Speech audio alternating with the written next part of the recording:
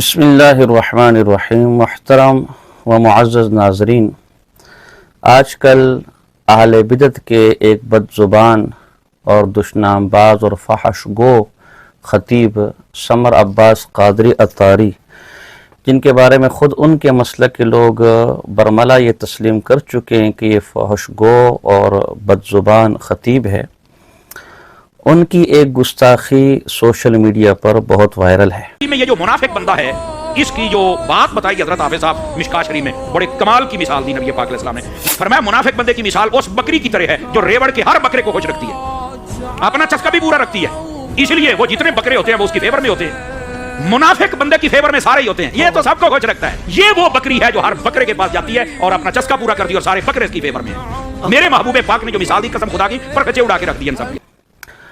اور اس وقت ان کے چاہنے والے سر توڑ کوشش کر رہے ہیں اس کا دفاع کا۔ اللہ، ایک زمانہ وہ تھا کہ جنید جمشید مرحوم رحمۃ اللہ تعالی علیہ پر انہوں نے بی بی عائشہ طیبہ طاہرہ کی گستاخی کا الزام لگایا اور وہ رو رو کر معافیاں مانگتا رہا، انہوں نے اسے معاف نہ کیا، یہاں تک کہ اس دکھی دل کے ساتھ اس دنیا سے گیا اور اس مظلوم کی ایسی لگی کہ پھر اس مسلک کے مفتی حنیف قریشی پر اصحاب رسول کی گستاخی کا الزام لگا اور وہ آج تک اپنے مسلک سے مطعون ہے۔ پھر اسی مسلک کے کنز العلماء اشرر بی بی فاطمہ رضی اللہ تعالی عنہا کی گستاخی کا ایسا الزام لگا کہ وہ جیل میں جا کے سڑا، وہ آج بھی 4 شیڈول میں ہے، وہ آج بھی مکہ اور مدینے نہیں جا سکتا، وہاں سے مردود ہو چکا ہے، وہ اس کی تصویر سوشل میڈیا پر نہیں دکھائی جا سکتی۔ پاکستان کی پارلیمان میں اس کے خلاف مذمتی قراردادیں پاس کی گئی اور کئی 100 صفحات پر اس کی گستاخی کے خلاف کتاب منظر عام پر آئی۔ پھر خان محمد قادری ان کے خطیب ہے، ان پر یہ الزام لگا کہ تم نے صحابہ کرام رضوان اللہ تعالی علیہ مجمعین کی گستاخی کی۔ بہرحال اب تازہ مثال سمر عباس عطاری کی ہے۔ جب تک یہ توبہ استغفار نہیں کریں گے سچے دل کے ساتھ اور اولیاء اللہ جو اکابر علماء دیوبند اور اہل سنت والجماعت علماء دیوبند سے وابستہ ہیں، ان کا بغض ان کے دل سے نہیں نکلے گا، اللہ انہیں اسی طرح رسوا کرے گا۔ سمر عباس عطاری صاحب نے گستاخی کی ہے نہیں کی ہے، اس کے جانچنے کا پیمانہ بہت آسان ہے۔ ہم ان کے ان اصول کو سامنے رکھتے ہیں کہ جن اصولوں کی بنا پر یہ پوری دنیا کے اپنے مخالفین کو گستاخ اور کافر اور بے ایمان ٹھہراتے ہیں۔ اگر ان اصولوں پر موصوف کا گستاخ ہونا ثابت ہو جاتے تو ٹھیک ہے۔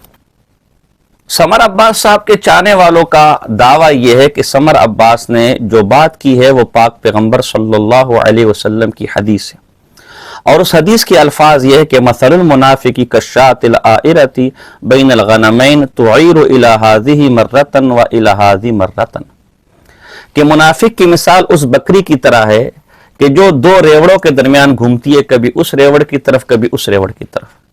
اصل مسلم کی حدیث یہ ہے جس کو صاحب مشکات نے نقل کیا اور سمر عباس نے بھی اسی حدیث کا حوالہ دیا۔ ہمیں اس حدیث پر قطعاً کوئی اعتراض نہیں ہے، یہ تو حدیث کے الفاظ ہیں، اس پر اعتراض کرنے والا اپنے ایمان سے ہاتھ دھو پھیرے گا۔ میں حیران ہوں کہ ان کے چاہنے والے اس حدیث کو کیوں پیش کر رہے ہیں۔ اس حدیث پر اعتراض کس نے کیا؟ اعتراض تو سمر عباس کے ان بیہودہ الفاظ پر ہے جو انہوں نے اپنی عادت کے مطابق، پہلے اپنے مخالفین کے بارے میں وہ بیہودہ الفاظ استعمال کرتے رہے، جب ان کا چسکا پورا نہیں ہوا تو اب انہوں نے رسول اللہ صلی اللہ علیہ وسلم کی طرف معاذ اللہ منسوب کر دیے۔ وہ الفاظ کیا ہے کہ منافق کی مثال اس بکری کی طرح ہے جو ریوڑ کے ہر بکرے، اب حدیث میں کہیں نہیں ہے کہ ریوڑ کے ہر بکرے، یہ ایک ہی ریوڑ، حالانکہ حدیث میں کہ وہ بکری کبھی اس ریوڑ پہ جاتی کبھی اس ریوڑ، یہ کہتے ہیں ریوڑ کے ہر بکرے کو خوش رکھتی ہے، اپنا چسکا بھی پورا رکھتی ہے، اسی لیے آگے وہ کہتے ہیں کہ جتنے بکرے ہوتے ہیں اس کے ریوڑ میں ہوتے ہیں۔ اب یہ اپنا چسکا پورا کرنے کے لیے اور اس چسکے کے لیے سارے بکرے اس کے ریوڑ میں اس کے پیچھے گھومتے ہیں، یہ چسکا پورا کرنے کے بیہودہ الفاظ یہ کسی حدیث کے اندر نہیں ہے، یہ موصوف کے اپنے چسکے زبان کے جو انہوں نے لیے۔ اب آئیے کہ گستاخی ہے کہ نہیں۔ پہلی چیز تو اس اعتبار سے گستاخی ہے کہ یہ ان کی کتاب ہے اتنی موٹی جو انہوں نے علماء دیوبند کو گستاخ ثابت کرنے کے لیے لکھی ہے۔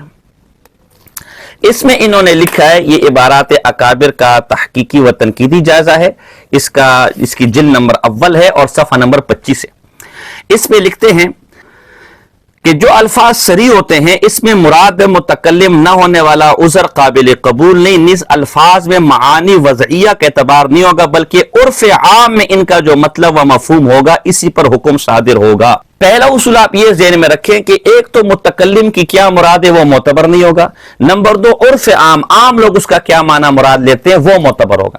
تو عام لوگوں نے اس چسکے سے گستاخی ہی مراد لی ہے، رسول اللہ کی توہین ہی مراد لی ہے۔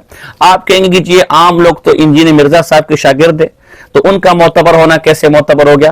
تو جب آپ ہماری عبارات پر اعتراض کرتے ہیں تو ہم تو ان عبارات سے گستاخانہ معنی مراد نہیں لیتے، نہ انہیں گستاخی سمجھتے ہیں۔ آپ چونکہ انہیں گستاخی سمجھتے ہیں تو آپ نے اپنے سمجھنے کو عرف بنا دیا۔ تو جس طرح آپ کا سمجھنا عرف ہو گیا، اسی طرح انجینئر محمد علی مرزا کے شاگردوں کا سمجھنا بھی عرف ہو گیا، لہذا عرف کے اعتبار سے گستاخی ہوگی۔ اب آپ کہہ رہے کہ نہیں جی اس کا مطلب یہ ہے اور اس کا مطلب یہ اور اس کا مطلب وہ ہے، تو حضرت جی آپ کے گھر کے اندر سمجھنے سمجھانا ہی گستاخی کی علامت ہے۔ جب ایک چیز کو سمجھائیں گے کہ اس کا مطلب یہ ہے اور اس کا مطلب یہ، یہی اس کی گستاخی ہونے کی علامت ہے۔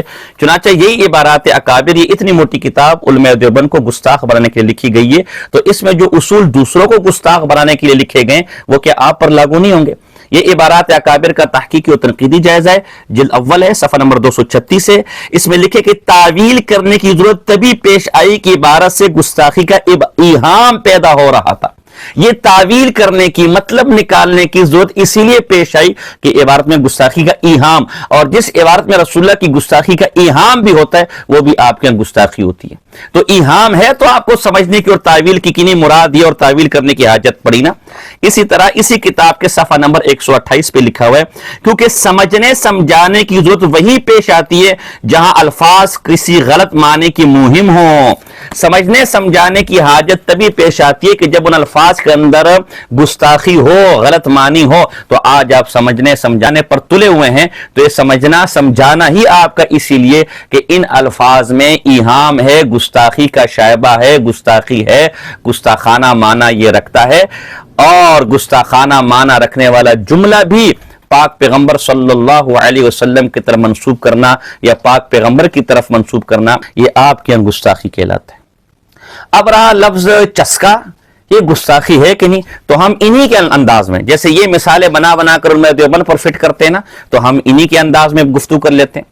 سمر عباس قادری صاحب کے بارے میں کہوں کہ سمر عباس قادری صاحب آپ بچپن میں اپنے اساتذہ کے بڑے محبوب رہے ہیں، وہ بڑے آپ کو چاہتے تھے، تو سمر عباس بڑے خوش ہوں گے کہ ہاں بالکل آپ تو حق بات کر رہے ہیں۔ لیکن میں اس کو اس انداز میں نقل کروں، حالانکہ بات ایک ہی ہے کہ سمر عباس صاحب آپ تو بچپن میں اپنے اساتذہ کے بڑے چسکے رہے ہوں گے، بڑے چسکے رہے ہوں گے۔ اب آپ بتائیں کیا سمر عباس یہاں پر بھی چسکے کا لفظ ہے، کیا اسے قبول کرے گا؟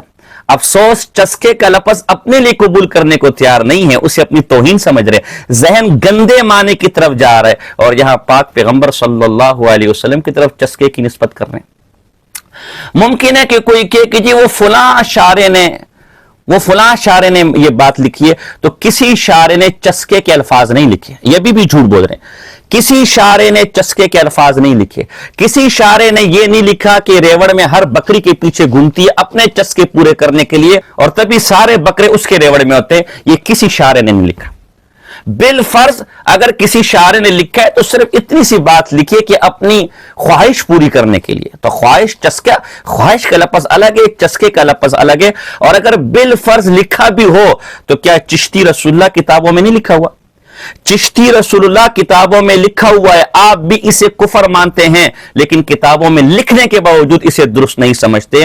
اسی طرح اگر کسی شاعر نے کسی کتاب میں ایسے کوئی الفاظ لکھ دیے تو جیسے چشتی رسول اللہ کفر ہے، اور کسی کے لکھنے کی وجہ سے کوئی وہ کفر سے نہیں نکلتا، اور کوئی اسے پڑھے گا تو اس کا اسلام سے کوئی تعلق نہیں، یہ آپ کا اصول ہے۔